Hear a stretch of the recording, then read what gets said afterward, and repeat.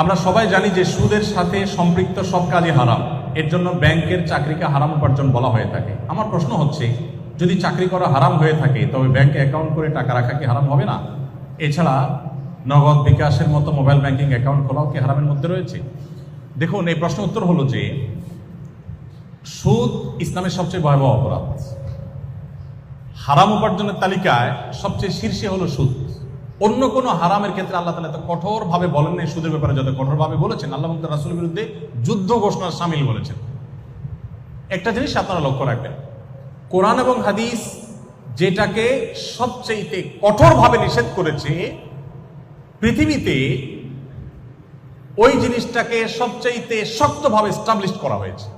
প্রত্যেকটা ক্ষেত্রে আপনি মিলিয়ে নিতে পারেন। সুদের ক্ষেত্রে যদি আপনি বলেন, গোটা পৃথিবী আজ দাঁড়িয়ে আছে সুদের উপরে।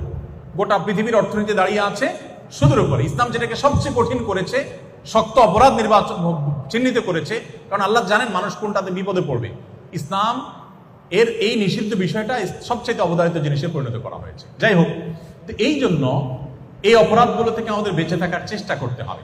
আপনি দেখবেন, পুরুষদের জন্য টাকনুর নিচে কাপড় পরা হারাম, আবার হাঁটুর উপরে অর্থাৎ রান উন্মুক্ত রাখা হারাম। এখন আমাদের সভ্যতা এমনভাবে বিনির্মাণ করা হয়েছে, এগুলোর পেছনে শয়তান কাজ করে। শয়তান সম্পর্কে অনেক আলোচনা আছে, আমরা শয়তানকে দেখি না, কিন্তু সে তার দোষক দিয়ে কাজ করায়।